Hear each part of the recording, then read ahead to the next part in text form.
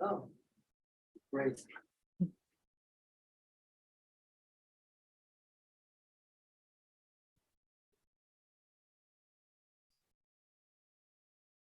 All right, who are the prosecutors on Fernando Zepeda? Okay, thank you. Sure. It'll give me a chance to drink some more water. I'm trying to do better with my water intake.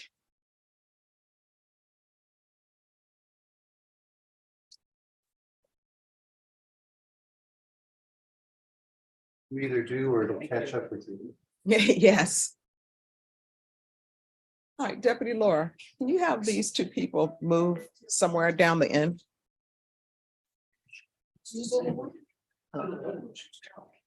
Hello? Yes.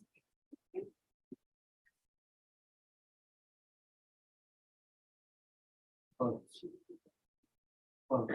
I almost wondered if that was a plan. She was so bad. It wasn't. I stood because behind her in line. She was with 56. They were right behind Walter. Yeah. At first I thought it was Walter's wife that was saying, I told him, I think that's Walter's wife. Then I thought it was, no, it was bad. That would be grounds for divorce, just right there. That was bad.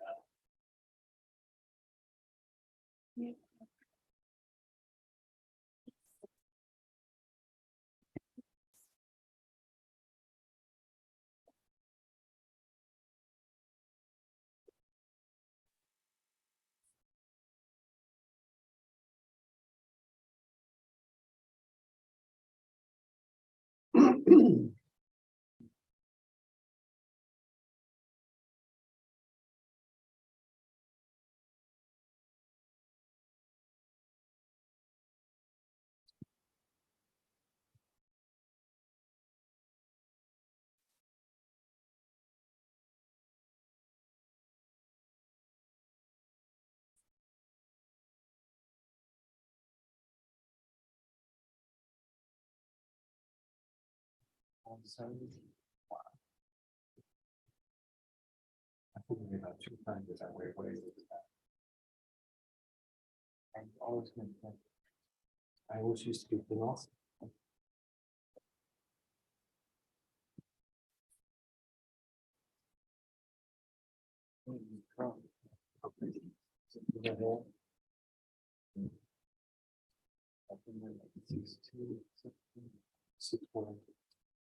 All right.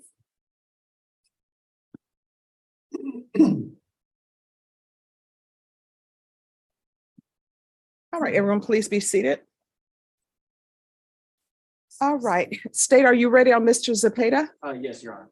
All right, the court is calling 2022 CR 9517, State of Texas versus Fernando Zepeda. Could I have parties announce for the record for the state? Daniel Escobar from the state of Texas. Defense? David A. Garcia, attorney for Fernando Zepeda, Judge. And are you Mr. Zepeda? Yes, Your Honor. All right, you entered a plea on February 2nd. And you applied for deferred adjudication. The state is silent. And they're asking that your punishment be assessed at 6 years in the prison. Did you have a chance to review the PSI report, defense? We did, Judge. State? Yes, Your Honor. Any objections to the PSI report, state? No, Your Honor. Defense? No, Your Honor. Any witnesses, defense? No, Your Honor. State? No, Your Honor. All right, then the court will hear argument. Why should I grant this application? Judge, he's made a lot of mistakes. I've gotten to know his family over the last 15 years, his uncles and him. And in spite of his mistakes, he always means well. He's fallen short. I'm not excusing what he did, Judge.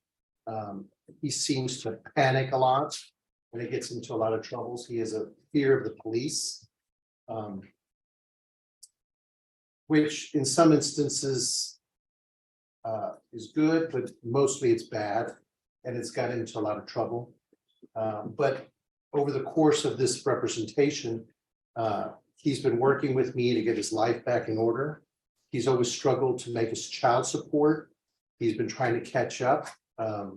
He finally went and got himself a job at this staffing company. And he enjoys that. He's now gainfully employed. He's doing well. I can see a change in him. I'm hoping that you give him this opportunity to prove himself.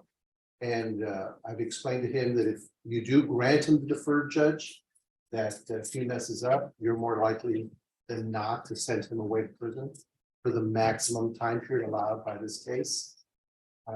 And he understands that, and he feels confident that he can prove himself to both you, his family, and himself. And we're simply asking for that opportunity because, as I said, it doesn't excuse his huge mistakes. And he's extremely sorry for that. I think it said that in the PSI.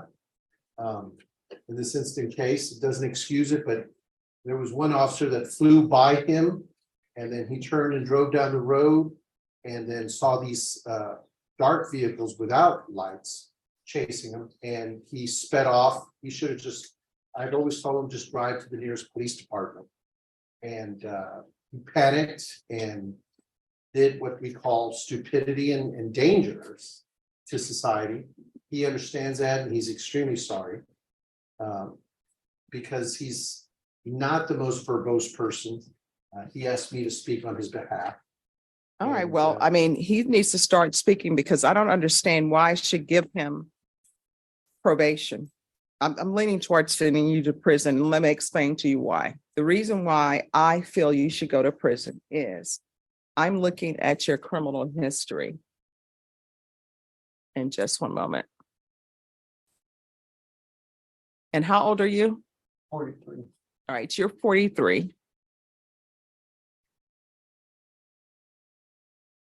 I'm looking at your criminal history. And just one moment here.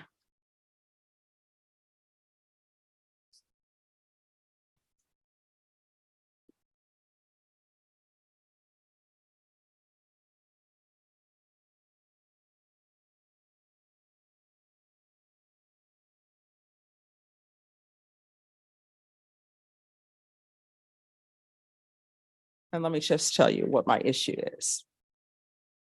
All right.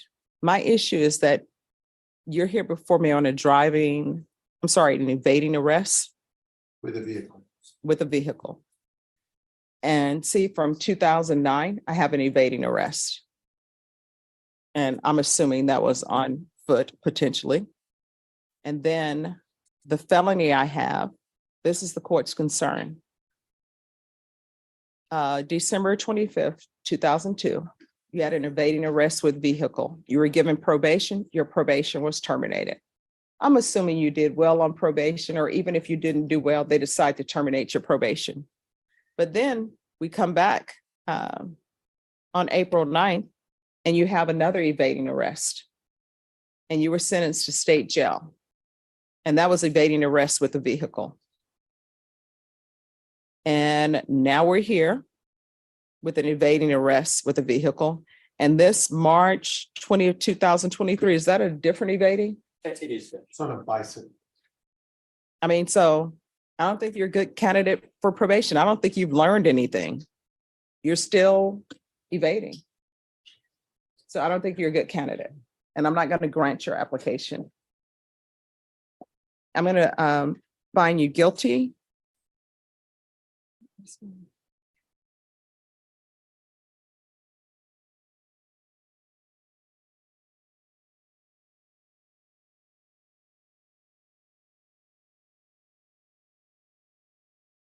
I'm going to find you guilty.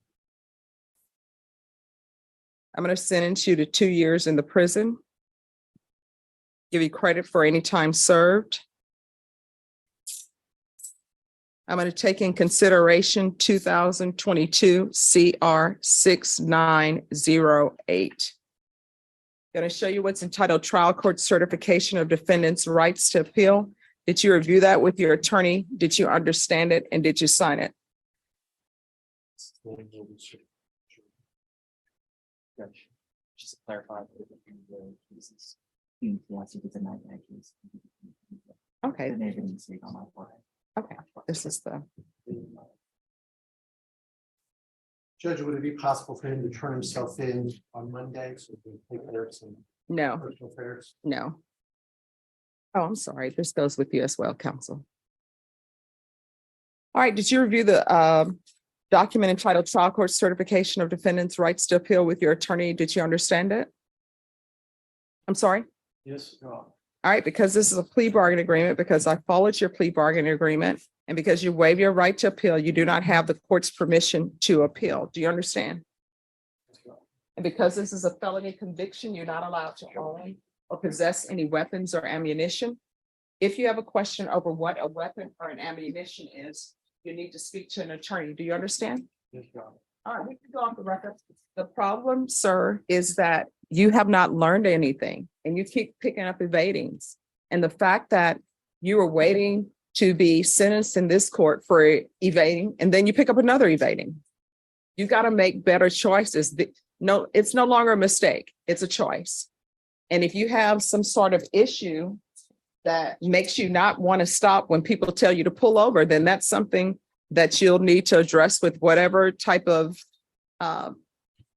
mental health care professional, whoever it needs to address those issues. You understand? Your Honor. All right, good luck to you.